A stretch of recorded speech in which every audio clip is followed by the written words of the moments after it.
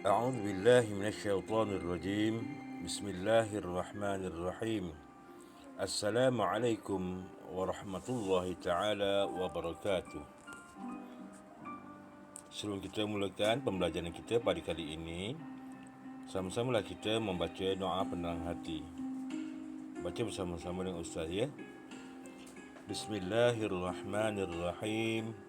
Allahumma aftah alaina hikmataka wanshur alaina min khazaini rahmatika ya arhamar rahimin. Rabbi shrah li sadri wa yassir li amri wahlul 'uqdatam min lisani yafqahu qawli. Wa sallallahu ala sayyidina Muhammad wa ala alihi wa sahbihi wa sallam. Walhamdulillahi rabbil alamin. Murid-murid, kita sambung pembelajaran kita dalam kitab Faraid di muka surat 15. Jadi, murid-murid walau bagaimanapun kena sertakan buku teks untuk rujukan ya, supaya lebih memahami dan menyalin apa-apa yang penting dalam buku teks tersebut. Bismillahirrahmanirrahim. Kita baca sama-sama. Pelajaran 4. Al-Hajabu 4.1. Pengertian Al-Hajabu. 1. Pengertian Al-Hajabu dari segi bahasa ialah dinding atau halang atau tegah. 2. Pengertian Al-Hajabu dari segi syarak ialah terhalang seseorang daripada mendapat pusaka, sama ada terhalang sepenuhnya atau sebahagiannya kerana ada sebab-sebab yang menghalanginya. 4.2. Sebab-sebab Al-Hajabu. 2 sebab berlaku Al-Hajabu iaitu 1. Al-Hajabu dengan sebab sifat. 2. Al-Hajabu dengan sebab waris. Sebab-sebab Al-Hajabu. Hajbu dengan sebab waris, hajbu dengan sebab sifat. 4.3. Al-Hajbu dengan sebab sifat. 1. Al-Hajbu dengan sebab sifat ada 4 perkara, iaitu alif, waris membunuh si mati. Ba, waris dengan si mati berlainan agama. Ta, waris atau si mati seorang hamba. Sa, kesamaran waktu mati, iaitu tidak tahu siapakah yang meninggal dunia terlebih dahulu, sama ada waris atau si mati. 4.4. Al-Hajbu dengan sebab waris. Al-Hajbu dengan sebab waris ialah terhalang daripada mendapat semua atau sebahagian harta pusaka kerana ada waris yang menghalangnya, seperti datuk lelaki. Datuk lelaki terhalang daripada mempusakai kerana ada bapa. 4.5. Bahagian Al-Hajbu dengan sebab waris. Al-Hajbu dengan sebab waris terbahagi kepada 2 bahagian. 1. Hajbu nuqsan, ialah berkurang daripada mendapat bahagian pusaka yang banyak kepada bahagian pusaka yang sedikit, seperti berkurang bahagian fardu suami daripada mendapat 1/2 kepada 1/4, kerana si mati ada meninggalkan anak atau cucu daripada anak lelaki, yakni furu' waris. 2. Hajbu hirman.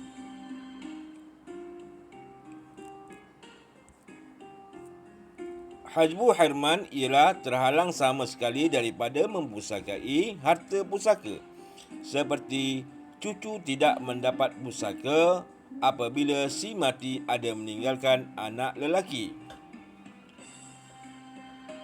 Hajbu nuqsan hajbu hirman. Hajbu nuqsan. Waris terhalang daripada mendapat bahagian pusaka yang banyak dan hanya boleh mendapat bahagian pusaka yang sedikit. Hajbu hirman. Waris terhalang sama sekali daripada mempusakai harta pusaka. Sebab-sebab hajbu nuqsan. Ada waris yang lain. Sebab-sebab hajbu hirman. Ada waris yang menjadi perantaraan hubungan dengan si mati.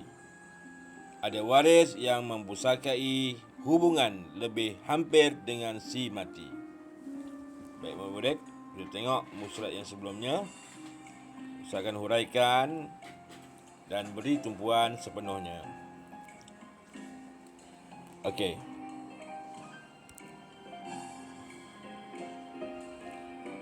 Al-hajbu. Al-hajbu ni iaitu penghalang, dinding ataupun halang ataupun tegah. Mana al-hajmu ni seperti hijab, hijab iaitu penghalang, dinding, halang atau tegah. Itu pengertian hajbu daripada sudut bahasa. Bahasa al-hajbu diambil daripada bahasa Arab dan diterjemahkan jadi dinding, halang ataupun tegah. Okey.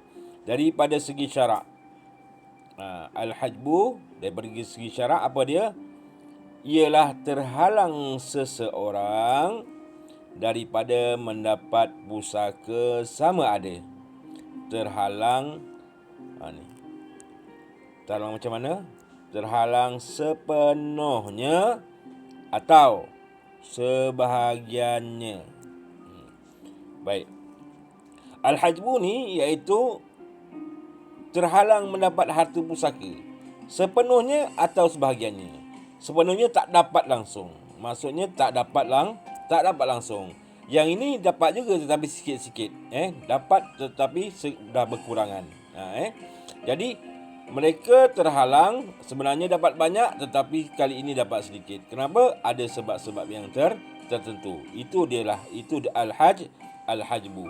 Jadi dari segi bahasa ingat iaitu dinding atau halang atau tegah. Dari segi syarak, terhalang seseorang daripada mendapat pusaka sama ada terhalang sepenuhnya atau sebahagiannya kerana ada sebab-sebab yang menghalanginya. Baik, ini kena hafal ya.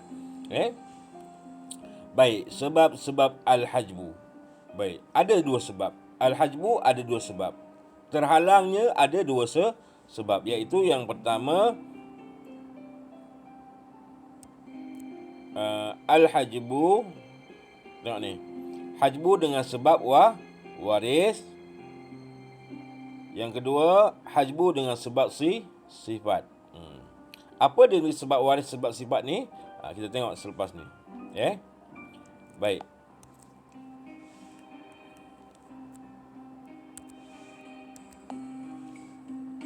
Al-hajbu dengan sebab sifat. Yang ni al-hajbu dengan sebab waris. Yang ni dengan sebab sifat. Baik. Yang dengan sebab sifat ini ada 4 perkara. Yang dengan sebab waris ni dia ada satu saja. Iaitu dengan sebab sifat ataupun perangai. Al-hajbu dengan sebab sifat ada 4 perkara. Satu, dia waris membunuh si mati. Orang yang mati itu seperti contoh bapanya. Anak membunuh bapa. Adakah anak itu mendapat harta pusaka? Tak dapat. Bahkan tak dapat langsung. Itu disebut al-hajbu. Terhijab dengan sebab dia melakukan pembunuhan. Dia membunuh si mati. Ataupun siapa-siapa saja ahli waris yang membunuh si mati. Baik. Yang kedua, waris dengan sebab si mati berlainan agama. Waris dengan si mati adalah berlainan agama. Baik, bapa dengan anak, contoh. Ni contoh Bapa dengan anak. Bapa Islam, anaknya kafir. Anaknya tak dapat mewarisi harta bapanya yang Islam. Begitu juga ibu yang kafir, anaknya baru masuk Islam. Anak tu tak mewarisi harta ibu yang kafir. Itu berlainan agama. Yang tadi dengan sebab membunuh. Yang ketiga, kita tengok ni. Waris atau si mati seorang hamba. Di antara waris dengan si mati adalah seorang hamba, maka tak boleh mewarisi harta hamba atau hamba mewarisi harta si mati, tak boleh.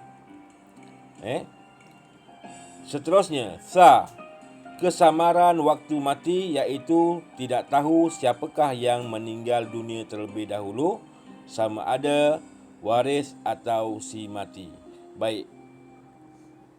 Contoh anak dengan bapa, anaknya bersama-sama bapa naik kenderaan, aksiden, mati. Jadi kalau bapa yang mati, bapa bila mati, dia akan mewarisi harta kepada anak-anaknya. Contoh anaknya ada 5 orang, semua anaknya dapat. Termasuk yang mati tu sepatutnya dapat. Tapi bila mana berlaku kesamaran, anak yang mati tersebut tidak mendapat harta bapanya. Itu penting, kerana dia ada nanti bila anak yang meninggal dunia tu bersama bapanya, dia bila dapat harta pusaka, dan harta pusaka tu boleh pula bagi pada anak-anaknya sebab dia mati lagi. Baik. Seterusnya, al-hajbu dengan sebab waris. Al-hajbu dengan sebab waris ialah terhalang daripada mendapat semua atau sebahagian. Ini sama juga. Semua atau sebahagian. Terhalang daripada dapat harta semua atau sebahagian. Harta pusaka kerana ada waris yang menghalanginya. Seperti datuk lelaki terhalang daripada mempusakai kerana ada bapa. Tengok ni contoh si mati. Ni meninggal dunia, dia ada bapa. Bapa ni ada bapa lagi, iaitu datuk. Datuk tak akan dapat harta pusaka sebab ada bapa. Maka dia tak dapat. Tetapi kalau bapa tak ada, meninggal, adakah datuk dapat? Ya, datuk dapat. Sebab bapa dah tak ada. Sebab bapa menghalang datuk. Itu contohnya. Baik, kita tengok lagi bahagian al-hajbu dengan sebab waris. Dengan sebab waris. Tengok apa dia bahagian-bahagian? Bahagian-bahagian al-hajbu dengan sebab waris. Al-hajbu dengan sebab waris terbagi kepada 2 bahagian. Satu, hajbun nuqsan. Ini nuqsan, satu. Nanti kita tengok ada satu lagi. Ialah berkurang daripada mendapat bahagian pusaka yang banyak. Dikata berkurang. Yang ini berkurang daripada mendapat harta pusaka yang banyak kepada bahagian pusaka yang sedikit. Seperti berkurang bahagian fardu suami daripada mendapat 1/2 kepada 1/4. Asalnya 1/2, tapi dia dapat 1/4. Kenapa? Kerana si mati ada meninggalkan anak atau cucu. Bila si mati ada meninggalkan anak ataupun cucu, maka suami tak dapat 1/2. Asalnya 1/2, separuh daripada harta. Tetapi bila ada anak dan cucu, maka suami akan dapat 1/4. Maka berkuranglah. Asalnya dapat 1/2. Ni. Tapi sekarang tak dapat. Sebab apa? Dapat 1/4 sahaja. Dapat kat sini saja. Dapat ini saja. Asalnya 1/2 penuh ni, tapi dapat ini saja. Berkurang. Jadi apa? Kerana dia ada meninggalkan anak atau cucu. Suami kurang dapat harta sebab ada si mati meninggalkan anak atau cucu. Kalau tak ada anak cucu, dapat apa? Maka dia dapat banyak. Apa dia? 1/2. Baik, kita tengok lagi. Baik, yang kedua. Tadi nuksan, yakni hajbu hirman. Jadi hajbu ada dua bahagian ni, satu nuksan, satu hirman. Hirman ni apa?